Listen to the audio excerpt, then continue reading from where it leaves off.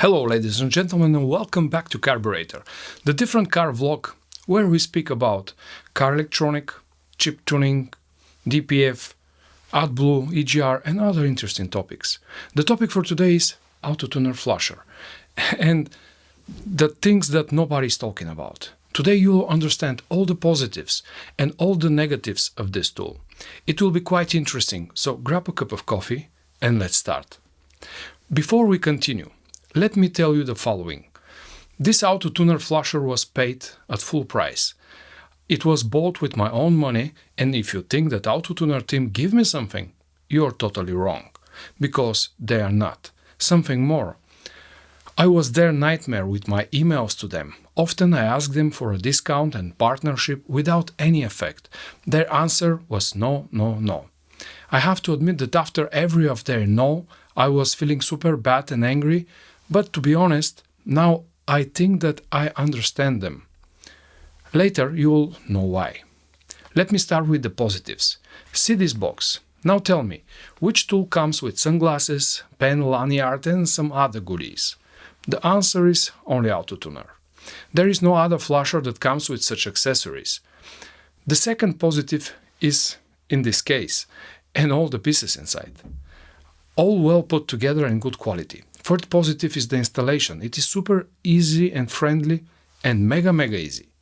Yes, after the installation the tool needs to be activated, but this must be done just once, and for me the activation time was around 10 minutes. This again was super nice to see. Fourth positive thing is the interface layout. This is by far the nicest looking interface and workflow that I had ever come across. And that includes not only the menu and buttons, but also the instructions for connections and all the manuals that are simply awesome. Fifth positive is the speed of reading. The tool is super fast and there is no place for any complaints there. Related to this is the next positive of the tool called proper naming. Often when someone send me a file for DPF or EGR deactivation, the name of the file is, for example, ori.bin, original.bin or stock file. This tool ends this bad habit. When you select the brand, the model, the engine, the horsepower and the fuel system, Autotuner creates the file name for you in a very good way. And while this is good so far, here comes the controversy that brings us to the main drawback or the big negative of this tool. Are you ready for the only two bad news for this otherwise great tool?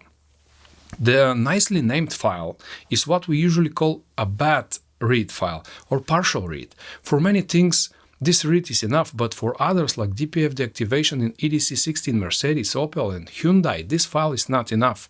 Luckily, during the reading process, without knowing, the tool saves a full archive for this ECU and creates an archive file in BAC or backup format.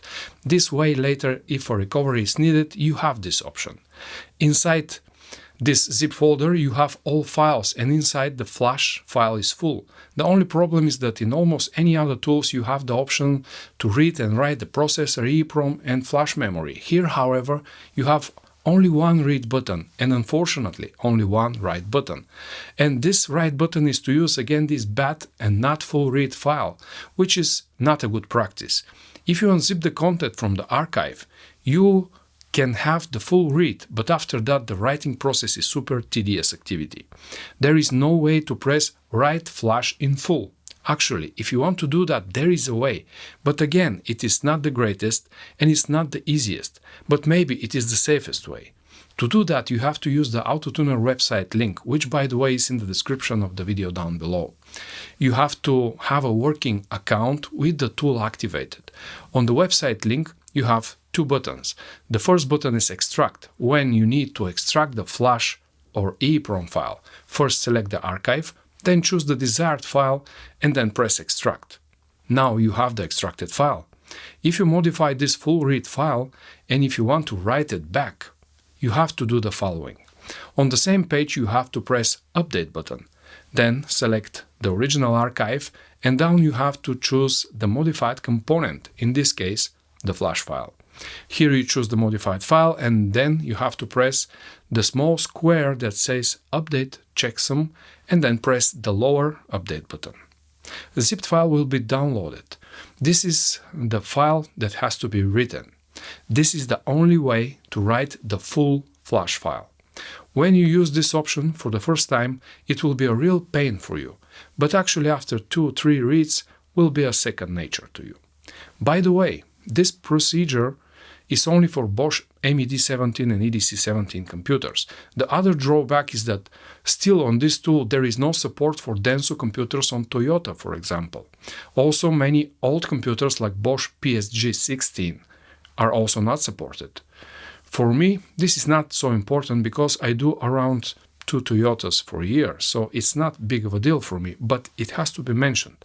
Before we wrap up this Autotuner episode, let me mention actually the biggest positive of this flasher, that has no analog in the world. This tool has no subscription fee. I will repeat that again. This tool has no subscription and all the future updates are free for you. There is no other tool that offers that, and it is a real plus. Other tools have subscription prices between 600 and 1000 euro per year. Here, this is free. In other words, if you keep this tool 5 years without using it, the tool will be paid compared to other tools that have 1000 euro subscription plan. Like I said earlier, the tool has some minor negatives, but having in mind so many positives and the free updates, if you ask me in 2022, this is the only tool that I can recommend for chip tuning. Having in mind that the work is less and less these days, Autotuner is the only chance for many users.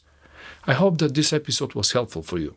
If it does, please share, subscribe, and come back here to Carburetor channel for more automotive electronic tips and tricks.